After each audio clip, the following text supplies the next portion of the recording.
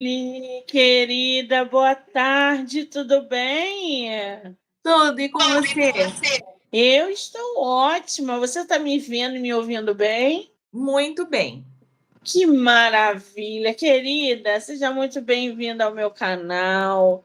Quero muito te agradecer pelo tempo, pela disponibilidade e te parabenizar pelos teus livros, tá? Muito obrigada. Eu que agradeço a oportunidade de estar aqui com você, falando de literatura, que é minha paixão.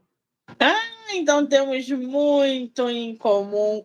Você é de qual lugar do Brasil? Eu sou de São Paulo, capital. São Paulo, esse ano é terra da Bienal. Você vai? Claro, claro que vou. Como toda boa escritora, estará lá fazendo presença na Bienal. Depois você me diz os dias, eu estarei lá também e vou adorar conhecer você pessoalmente, tá? Ah, perfeito, eu te falo sim. E Que gastando bom. dinheiro, né, amiga? Porque não dá para sair da Bienal sem livro. Não tem como ir naquele evento literário sem gastar dinheiro, sem se divertir como leitora e principalmente como escritora, que é Nossa, um network imenso, né? imenso, imenso, maravilhoso. Você já fez lançamento na Bienal alguma vez? Olha, eu fiz na de 2017, eu acho. Fiz só uma vez só. 2017, quer dizer, tem um chão aí pela frente. A gente vai para 2026. Como é que tu vê esse mercado de publicação, Lia? Em 2017, na Bienal, para hoje, onde a gente tem editoras de médio, pequeno, grande porte e, inclusive, lançando escritores independentes, que não tinha isso. Era só editora grandona, né? Era.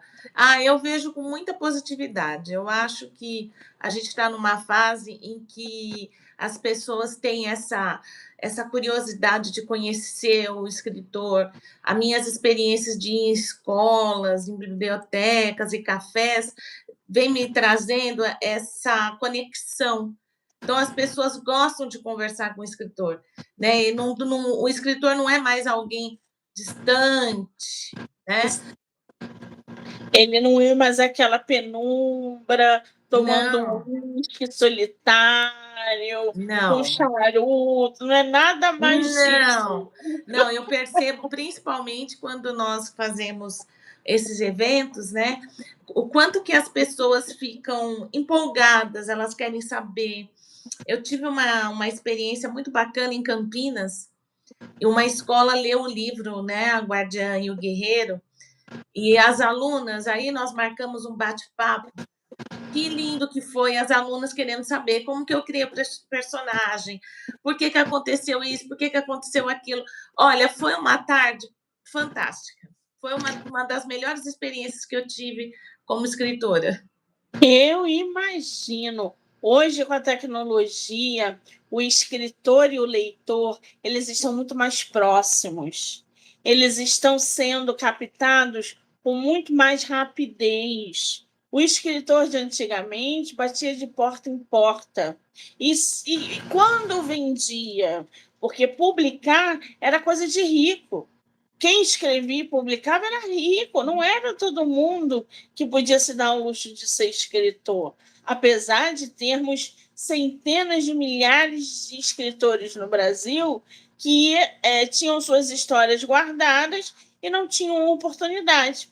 E aí a pandemia veio, estourou esse boom, o mercado abriu e democratizou a questão da publicação. Foi bom para todo mundo. Eu, pelo menos, vejo em eventos como o Bienal uma coisa fantástica, que une o leitor e o escritor, que antigamente não podia publicar seu próprio livro, né? Sim, sim, é uma experiência única. Para o escritor é a Disney. Pois é, exatamente. Gente, hoje a gente vai bater um papo. O pessoal do Coral que está chegando aí. A gente vai bater um papo com a autora nacional, Nicole Couto. Ela que foi professora por 33 anos na rede pública de São Paulo, é formada em administração, especialista em escola das emoções, formação baseada nos estudos de Augusto Cury. Ela, uma leitora voraz, trocou o quadro negro pelas páginas dos livros e se jogou no sonho de escrever histórias que tocam a alma. Ela é casada, tem 2 filhas, reside aí em São Paulo e desde os seus 8 anos de idade, quando ela começou a entender o que era escrever, ela percebeu que adorava contar histórias e muitas delas eram registradas no seu caderno. A gente começa ou no caderno ou no diário, né? Com A gente sempre certeza. tem um começo. Sei. Chegando ali perto da aposentadoria, ela refletiu que não era de sua personalidade ficar apenas em casa. Será que agora seria a hora de colocar o sonho em prática? E aí começa a trajetória da nossa escritora com publicações de livros como Despertar, A Guardiã e o Guerreiro, que é o livro tema da nossa live, que a gente vai bater um papo, Refugiada, fora os audiobooks que ela produziu. Então, a gente vai poder conhecer um pouquinho mais, não só da autora, mas de todo esse trabalho que ela movimenta dentro do mercado editorial. Menina, que bagagem doida, né? Que Demais, delícia né? de conteúdo! Alguém na tua família escreve? Te incentivou a isso? Não, não, não. O máximo que eu tinha era um pai leitor. Meu pai adorava ler livros de Bang Bang, que antigamente eram mini livros, né? E ele era um leitor também voraz de jornais, mas de escrita, não. Eu acho que eu peguei essa paixão por ler foi com ele. Mas escrever foi uma coisa minha. Eu comecei fazendo redação na escola e olha onde eu cheguei. A livros. Redação na escola é muito bom. É um bom começo também. Eu ganhava 30 centavos, gente, por cada reação que eu fazia. Olha, eu vou te falar, viu? Eu não ganhei dinheiro, mas eu ajudei muitos amigos na faculdade que tinham dificuldade de escrever. Também tem isso. A gente vai botando, encaixando, a gente pode. Eu comecei a escrever em diário, a nossa autora no caderno. Ali no Sim, ensino fundamental, a gente olha, ajudava os alunos. isso, o livro Despertar, ele foi todinho escrito à mão. Meu Deus! E E quantas depois páginas ele tem? ele tem, deixa eu ver aqui, 200 e poucas páginas.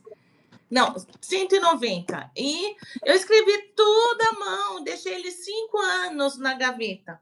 Ficou lá. Até eu ter coragem de mandar para uma editora. E aí começou a minha saga na literatura. O Despertar, gente, que é o livro que ela está falando, você tem ele aí? Olha que essa capa maravilhosa! Essa capa, todo mundo ama essa capa. Olha que capa vendável isso, gente! Despertar. É meu primeiro filhote, a gente tem um apego maior. Ele foi lançado em 2016, não foi isso? É 2015. 2015. 2015. Despertar, gente, é um romance jovem adulto que fala sobre recomeços. A autora traz para a gente uma personagem, a Paola, não é isso? Isso mesmo. Ela que é uma jovem de uma cidade do interior. Essa cidade, o cenário do teu livro é aqui no Brasil ou lá fora? Olha, eu sempre deixo em aberto, mas toda vez que eu escrevo do Brasil. A pessoa cria uma cidade fictícia e tal, mas eu tenho certeza que todo mundo já passou por uma cidade como essa de Despertar. Pois é, e aí ela está nessa cidade do interior e sofre de uma maldição que altera a sua aparência, transformando os seus olhos nos de um tigre. Fala um pouquinho sobre a Paola, Lia. A Paola, ela é uma jovem que está prestes a fazer 15 anos, né? E ela desconhece que ela tem essa maldição. Ela vive isolada, e na casa que ela mora não tem espelhos, então ela nunca viu os olhos dela. E os pais, para proteger ela, isolou ela totalmente de tudo.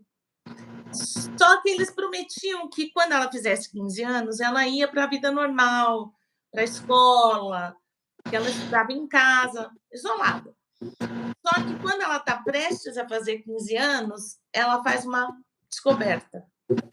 E aí dá a reviravolta na história, porque ela descobre a causa dessa maldição e ela quer acabar com isso. Alguém tem que acabar, né? E aí toda a aventura do livro, ela passa nessa tentativa dela de acabar com essa maldição, que ela descobre que a avó dela também tinha, né? E a maldição, ela só acaba se elas se casam sem amor. Só que adivinha? Ela se apaixona. É o contrário, né, gente? A autora botou ao contrário, geralmente. Aí ela se apaixona e ela vai tentar de tudo para reverter isso. E aí o pessoal tem que ler para saber o que acontece, né? Pois é, senão vai dar plot aqui, a gente vai ficar como? Enlouquecida, né? Então. Essa maldição, gente, aumenta ainda mais na insegurança aflorada da adolescente, tornando uma jovem reclusa e solitária. Quando você cria personagens, como que você constrói uma personagem que passa ao leitor esse tipo de credibilidade? Que ela é solitária, ou que ela é agitada, ou que ela é introspectiva. Tipo do leitor falar assim, nossa, eu sei bem como ela vive essa solidão, ou etc e tal. Olha, eu acho que o fato de eu ter trabalhado em escolas e com muitas pessoas durante muitos anos da minha vida, eu convivi com crianças e jovens de N personalidades. Então, quando você monta um personagem, às vezes vem alguém na sua memória, uma criança que você ajudou, que era mais tímida, outro que era mais agitado, outro que era mais corajoso, que não era. E eu acho que vira um mix ali na hora que você está escrevendo e te dá mais poder, né? Vamos dizer assim, mais autoridade para você falar sobre personalidade de personagem. Eu acho que isso me ajuda. Entendi. Tuas histórias todas são personagens de 15, 16 anos? Não, no livro da Guardiã, até vou mostrar aqui, que é o nosso tema da. Né? Nesse livro aqui da Guardiã, ela já é uma jovem de 18 anos. Entendi.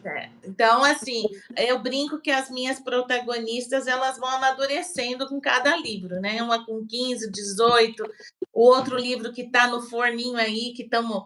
Daqui a pouco aparece novidade, ela já tem mais de 20. Então, assim, eu brinco que elas estão crescendo junto com a escritora. Que maravilha!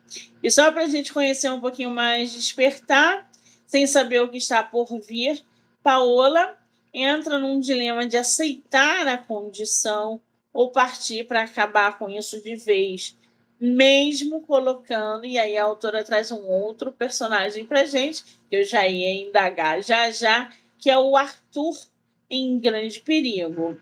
Quem é o Arthur? É o namoradinho dela? Isso, é a paixão que ela encontra, o grande amor dela, e aí ela pensa: eu quero me casar por amor, mas e aí eu ponho ele em risco para acabar com essa maldição? Aí entra bastante fantasia na história, entra volta no tempo. Eu viajei bastante nesse livro aí, em termos de fantasia. Que maravilha! Você falou que sempre gostou muito de ler e que isso veio, né, de dentro de casa. Você costuma ler tudo ou um tipo de leitura? Olha, eu acho que eu leio de tudo um pouco, menos terror. Mas, assim, o meu preferido é romance, sempre foi romance. Você acha que a sua leitura influencia na tua escrita, nas tuas ideias? Olha, Eu acho que não, porque os livros que eu gosto de ler, eles nem contêm fantasia, nada desse tipo de coisa, né? Eu leio mais aqueles romances mesmo, tipo Bridgerton da vida e tal. Então, assim, quando eu costumo dizer assim que a história ela vem para mim pronta, sabe? Ela vem prontinha, com todas as intrigas que tem, todas as situações de, vamos dizer assim, de fantasia que às vezes ocorre no livro, ele vem pronto. E geralmente os livros que eu leio, por exemplo, é assim que acaba, são mais densos, são mais pesados.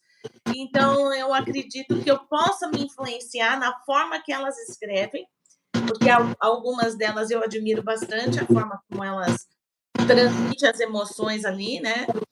Mas não é uma regra, sabe? Eu imitar ou eu usar aquilo nos meus livros. Tem muita escritora boa, gente. E por Tem. que isso? Porque quanto mais a gente lê, mais a gente cria, mais a gente quer escrever, mais ideias se aproximam.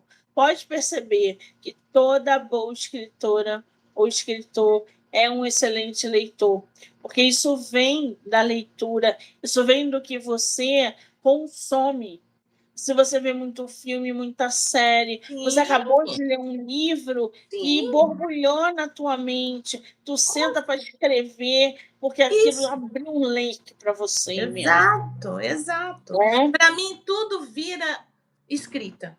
É. Eu participei de um projeto com um jornal de Minas Gerais, um jornal online. E eu mandava para eles toda semana, cada série que eu assistia, cada filme que eu assistia, eu montava um texto em cima do que eu senti assistindo aquele filme. Foi um período maravilhoso da minha vida também. Adorei fazer isso.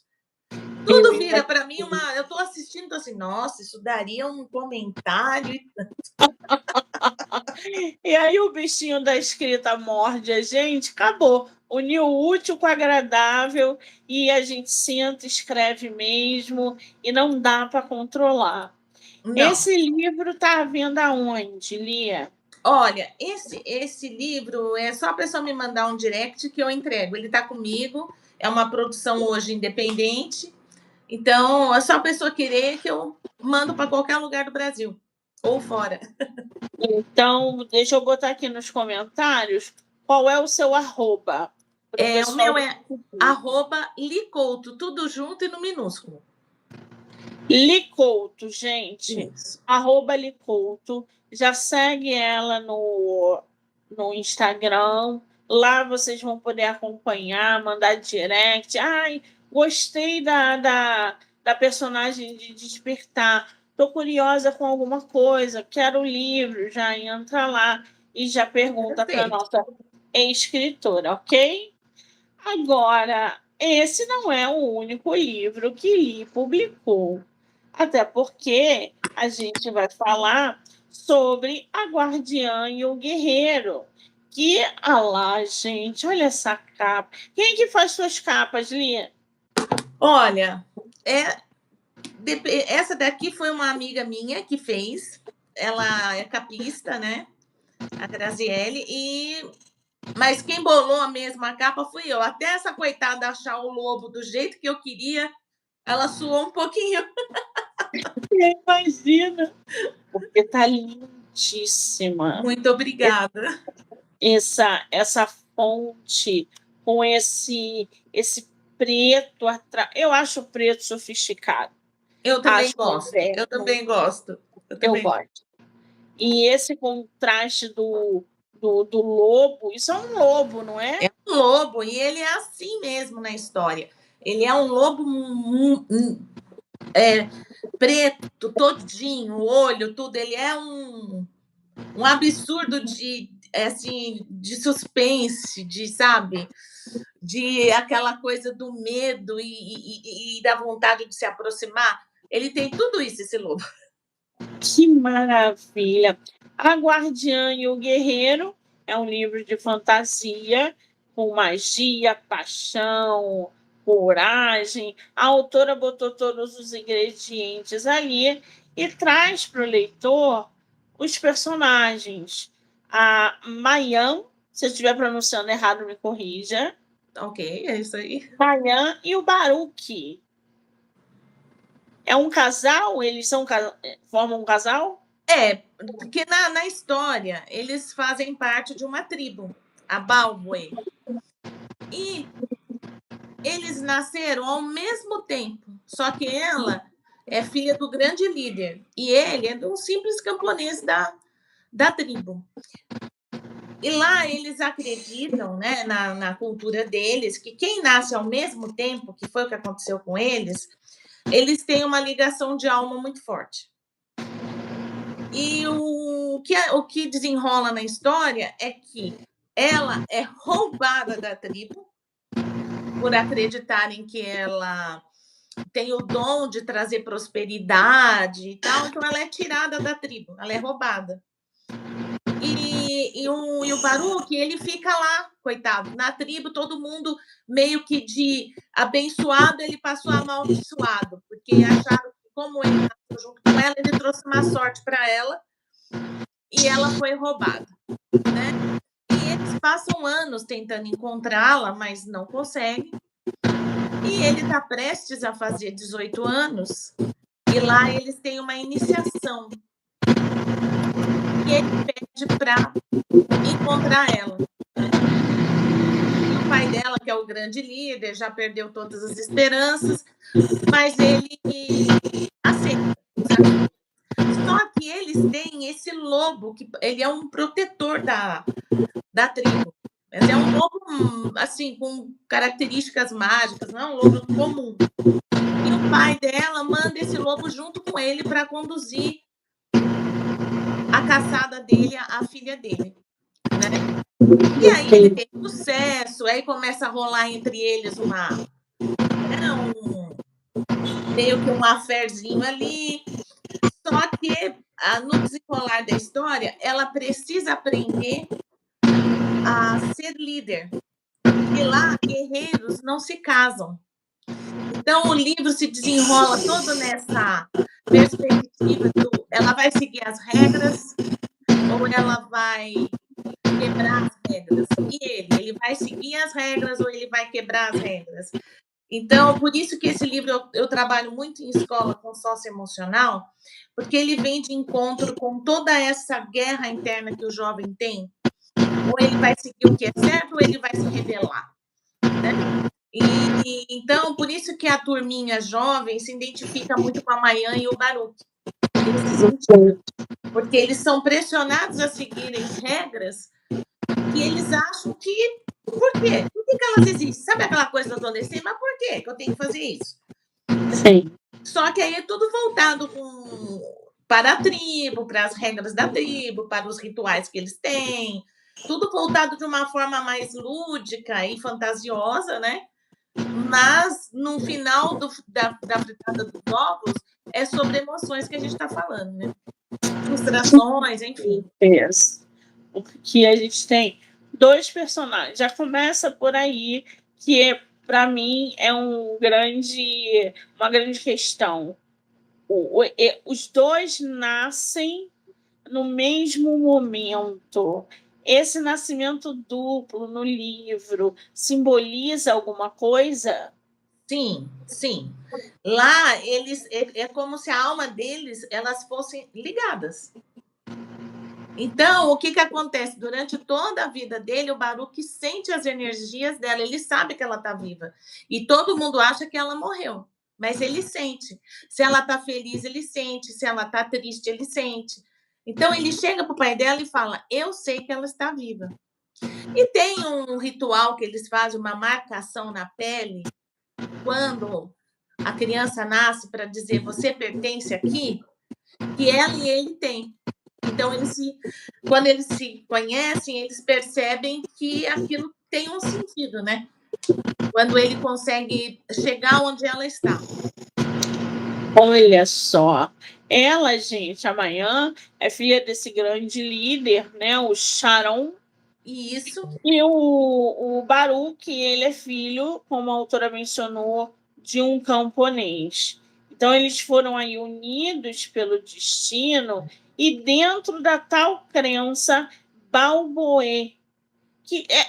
O que, que é? Essa crença você inventou de alguma coisa ou ela realmente existe?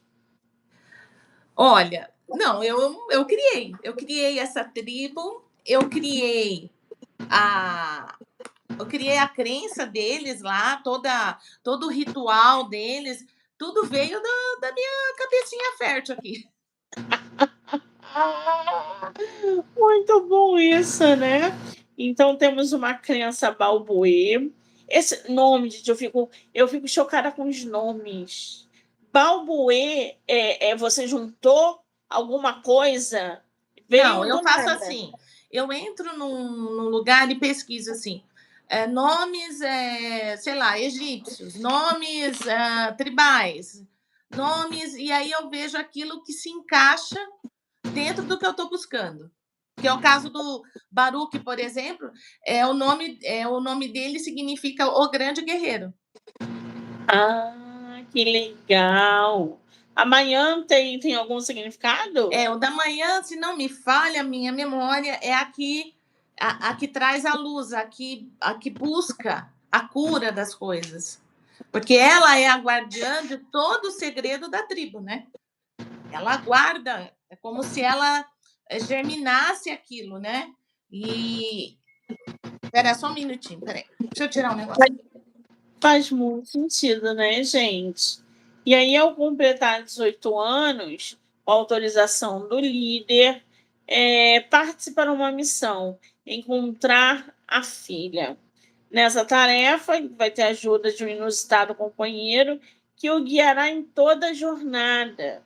E a autora faz os leitores viajarem pelas emoções dos personagens, acompanhando suas transformações, seus medos, suas inseguranças, e que muitas vezes devemos confrontar para realizar um sonho ou uma promessa. Quer dizer, ainda tem uma mensagem final no texto que vai fazer o leitor refletir durante muito tempo, né, Elinê? Sim, por isso que esse livro, para mim, ele é assim, ele foi um presente maravilhoso, porque todos os personagens ali, o pai, a mãe, a Mayam, Baruch, todos eles precisam confrontar coisas antigas, enraizadas, sabe? Para dar um novo significado à vida deles. Porque muitas vezes, se você olhar na sua vida, no seu dia a dia, você precisa fazer isso, né? E os personagens fazem você refletir. Como que eles vão conseguir fazer isso melhorar, né? Exatamente. Essa jornada que você cita aqui, o que torna, na verdade, essa jornada, essa busca, essa cumplicidade entre os personagens, ser muito mais do que uma busca física. Você vai trabalhando emocionalmente os teus personagens ao longo dessa jornada. Sim, eu vou, principalmente no caso do livro da Guardiã, ela é afastada da família dela e ela entra numa outra tribo e lá ela fica meio que à mercê de todas as regras que existem lá dentro e fazem com que ela acredite que tudo que está nela é sujo, que a marca que ela tem traz consequências para a vida dela. Então ela vive se escondendo até que o Baruch a encontra, a convence a ir com ele, né? Só que imagina, uma pessoa que viveu a vida toda acreditando que ela é errada e de repente ela chega lá, ela é filha de um grande líder. Só um minutinho que eu preciso tirar um negócio aqui que está dando interferência. Peraí, só um minuto. E aí, gente, a história vai seguindo, porque a gente tem esse grande líder, Sharon, né, que provavelmente influencia os acontecimentos durante a narrativa, né? Imagina, decisão de permitir a missão ou não, o peso que ele tem da autoridade na narrativa, enfim, ele vai provavelmente apresentando características que tornam um companheiro justamente inusitado nessa jornada. Se eu estiver viajando, você me avisa. De jeito nenhum, você conseguiu subir no trem e tá lá na janela já. Ó, é assim, esse personagem, o Charon, ele praticamente ele perde toda a vontade de viver depois que a filha dele vai embora. Então, assim, eu busco muito também falar sobre as emoções dos personagens mais velhos na história, né? E com relação a ela como que eu vou te dizer? Ela precisa acreditar que ela tem esse poder. Então, que ela tem o poder de liderar uma tribo, porque o pai dela vai passar esse dom para ela, que na realidade está ligado aos lobos que protegem a tribo deles. Olha que sensacional. Agora, além disso tudo, né, a gente parece que vai encontrar muito simbolismo, os temas, os simbolismos nessa história. Por exemplo, a gente já sabe que a ligação entre a Maia e o Baruch não é só física, é espiritual, é emocional, é algo simbólico desde o nascimento dos dois.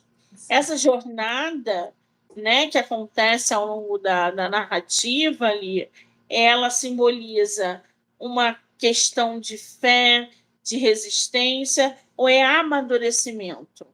Eu considero um amadurecimento. Por quê?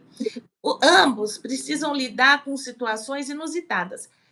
Ele se apaixona por ela, mas ele não, pela lei da tribo, ele não pode casar com ela.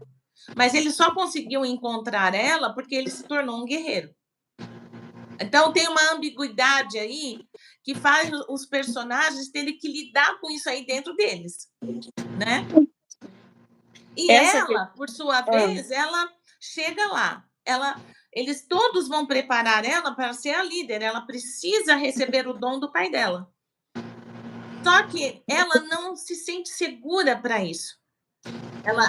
Para começar, ela tem pânico do lobo. Ela tem pavor dele. E esse dom só é passado para ela se ela consegue estar perto desse lobo. Então, assim, todas as situações que passam no livro é para levar ela a se fortalecer para ser uma líder e ele para ser um serviçal dela e não o companheiro dela. E aonde os dois entram em atrito com toda essa cultura da tribo deles. A gente pode dizer, então, que o amor dentro da história, ele é tratado como uma escolha ou como um destino? Uma escolha. Porque eles não, pelo destino, eles não poderiam estar juntos. Se fosse seguir toda a regra que a tribo condiz para eles, né? Eles jamais poderiam ficar juntos, porque ela é a líder e ele é um guerreiro. Provavelmente vai ter leitor que vai se indagar sobre uma questão que é muito interessante sobre esse romance. Porque a obra fala desse amor, dessa busca e etc. Mas a gente também vê uma questão proposital da vida. Então, ali a gente pode dizer que a obra fala mais sobre o amor romântico ou sobre um propósito de vida dos personagens? Eu acredito que, de primeiro momento, é um amor romântico que faz com que eles briguem por mudar regras que estavam muito enraizadas. Então, do amor romântico que eles sentem um pelo outro, eles passam a ter um propósito, que é enfrentar as regras, que é ressignificar certos hábitos. Tanto que tem uma cena que eu me emocionei muito quando eu escrevi, que é o momento em que ela aparece para o pai dela da forma que ela acha que ela tem que estar, naquele momento da vida dela. E o choque que o pai dela leva. Porque quem é pai e mãe aqui vai me entender. Quando seu filho toma uma atitude que não é nada a ver com a que você acha que é a correta, num primeiro momento você tem um impacto, assim, né? E é esse impacto que ela traz para o pai dela na história, que é muito legal. Que bacana. A gente vê também, acompanha o Baruch, né, que completa na obra 18 anos, não é isso? Isso. O que que muda? O que que você traz para os leitores de mudança nesse personagem, ele a completar 18 anos? Então, como ele sempre foi meio que rejeitado pela tribo, desde pequeno, por ser considerado culpado, enfim, as pessoas têm que culpar alguém, culparam ele, né? Ele é uma pessoa que vive solitário. Ele não conseguiu criar vínculos dentro da tribo para fazer amizades e tal, para fazer um grupo. Então, como ele se tornou uma pessoa solitária, ele desenvolveu uma capacidade de andar pelas árvores e pelas matas sem ser ouvido. Ele tem um dom do silêncio para se mover, principalmente à noite.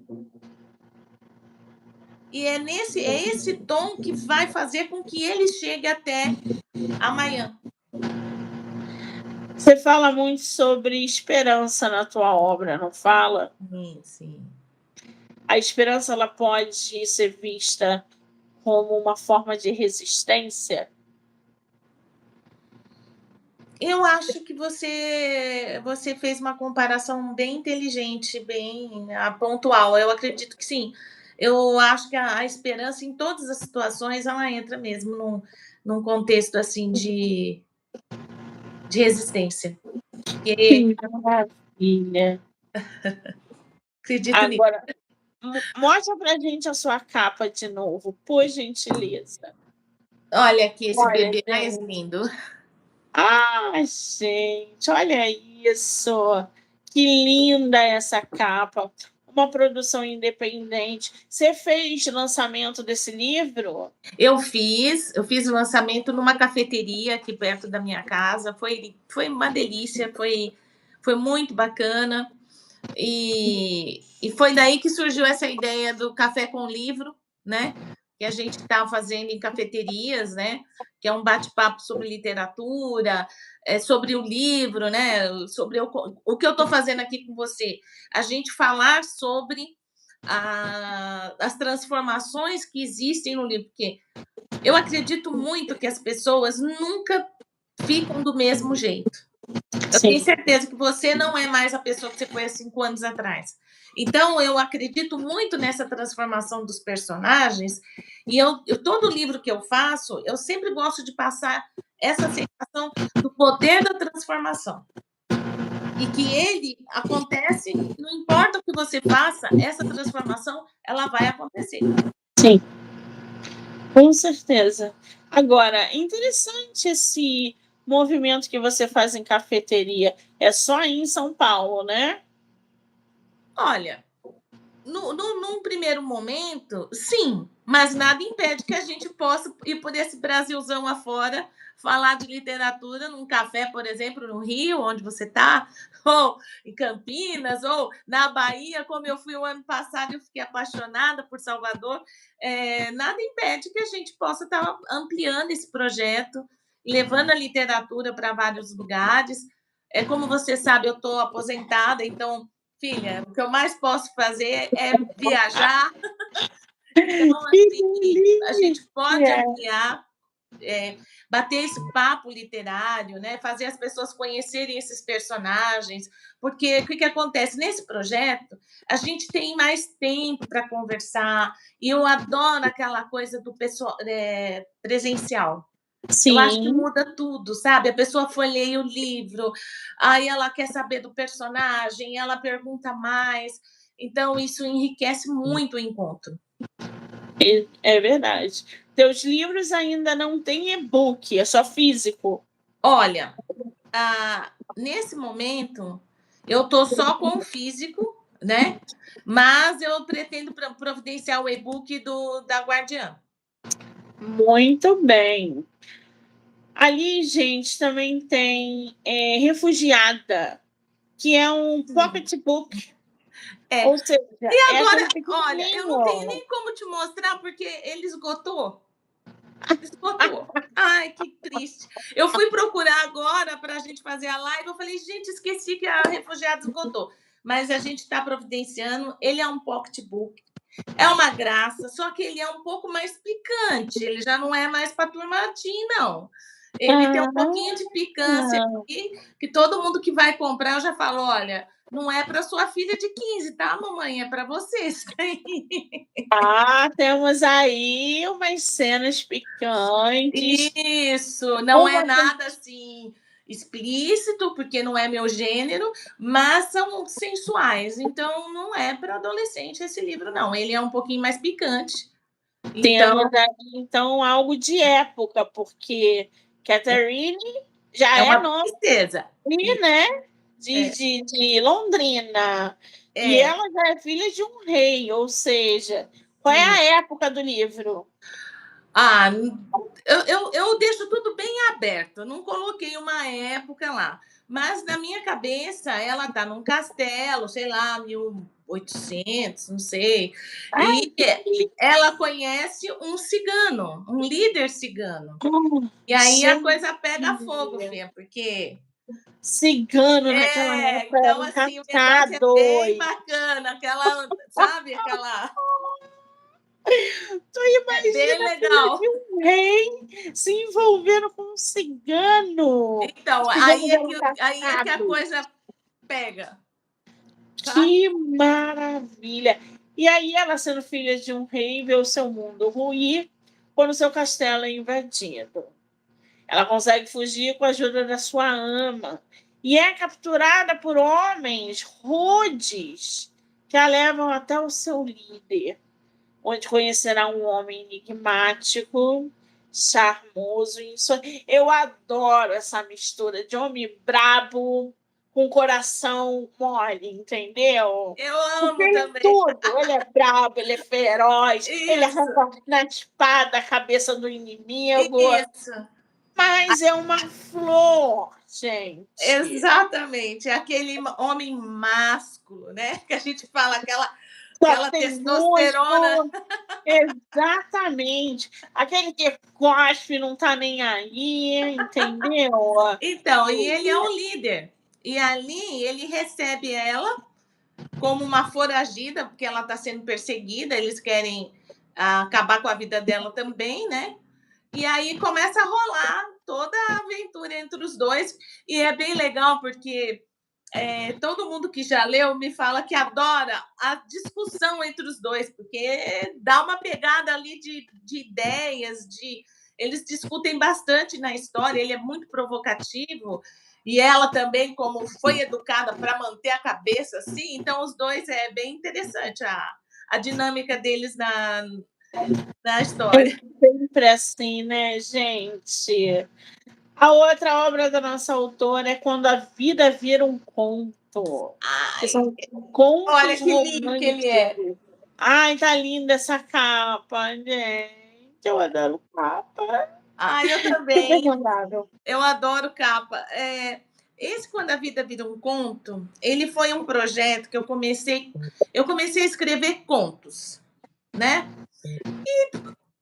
Sabe? Aí quando eu olhei, eu escrevi uma boa parte deles para virar audiobook. Eu tenho, se você pesquisar no Spotify, tem vários áudios lá, contos de áudios na minha conta do Spotify. E eu escrevi vários, junto com essa última editora que eu estou, que é a Public Play, né? Que é a que fez esse livro aqui. Quando eu estava com vários contos, o meu editor chegou e falou: vamos montar um livro físico? Eu falei, não tinha pensado sobre isso. E aí nasceu Quando a Vida Vira um Conto. Ele é uma reunião de vários contos. Contos, contos românticos. Isso. Entendi. O meu Pois é. preferido desse livro é Buquê de Flores. Buquê de Flores. É o que eu Tá mais aqui na gosto. lista, ó. Tá na lista de audiobook no Spotify. Qual é Isso. o nome da tua lista no Spotify? Tá assim, Licouto Artista. Eu digito lá, já caio lá na. Eu mando para você, se você quiser, no seu Eu WhatsApp, compartilho, para você. Então, e ele tá lá. Ele é um audiobook lindo. Ela é uma dona de floricultura. E só que ela é uma dona de floricultura com um dom. A pessoa entra na loja, ela já sabe o que a pessoa precisa. O que ela está buscando, qual é a emoção que fez ela ir lá precisar comprar ou querer comprar uma flor, um buquê, um arranjo, e ela consegue atingir o emocional dos clientes. É muito legal esse ponto. Que maravilha! Então, ó, Licouto no Spotify, vocês podem ouvir, se eu não me engano, 1, 2, 3, 4, 5, 6, 7, 8, 9, 9 obras da autora, né? Audiobook lá no Spotify. Buquê de Flores é um deles. Então Licouto no Spotify, Licouto no Instagram. Você tem canal do YouTube? Não tenho. Não Essa eu vou tem ficar problema. devendo. E os livros dali diretamente no Instagram. Então, não deixem de seguir a autora, não deixem de mandar mensagem para ela para conhecer e ouvir os audiobooks que ela tem disponível no Spotify. Agora, Ali, vamos fazer um ping-pong da tua obra, A Guardiã? Eu vou fazer Bora. pergunta para você. Você, a primeira palavra que vier à tua mente, tá? Baseada no livro. Destino ou escolha? Escolha. Amor ou promessa? Promessa. Diferença social importa? Muito. Separação cruel necessária para a história? Sim. É o ponto de partida de tudo. Fé ou teimosia? Teimosia, um pouquinho faz bem. Bom, né, gente? Mas aí eu vou falar, teimosia com um pouquinho de fé, fica bom. Tá bom também, né? A crença balboê é espiritual ou política? Eu acho que ela é mais política. Maior medo de Baruch? Não conseguir ser a pessoa que ele acredita que precisa ser. Principalmente para amanhã. O companheiro inusitado representa o quê? Eu acho que ele representa o poder que a gente esquece que tem para realizar as coisas. Porque quando você tem alguém ou algo que te impulsiona, que te traz força, você vai atrás do que você quer fazer. E eu acho que a mensagem que o lobo passa na história é justamente essa. Você não está sozinho, você tem um apoio, você tem algo que te ampare. E eu acho que ele passa isso que nós mesmos devemos nos dar. Mas na história, a gente deixa, né, um ar romântico e põe um lobo um todo especial ali para mexer com essa coisa da gente acreditar que tem força para fazer as coisas. O líder Sharon, ele é protetor ou controlador? Eu acho ele protetor. O que dói mais na narrativa? A distância ou a dúvida? Eu acho que é a dúvida.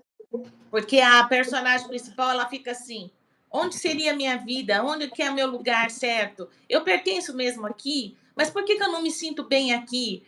E por que quando ela está nesse, vamos dizer, uma espécie de um cativeiro, e ela escuta o uivar dos lobos, ela se sente bem. Então ela se pergunta, por que eu me sinto bem ouvindo lobos? E ela não faz ideia de onde ela veio. Então, essa dúvida aí é que atormenta. Se você pudesse definir o livro em uma palavra, qual seria? transformador. Essa seria a palavra. Que delícia! Gente, esse foi um bate-papo incrível com a nossa autora, Li Couto. Eu quero muito agradecer a todo mundo que entrou, que saiu, que foi aqui com a gente, que vai assistir depois.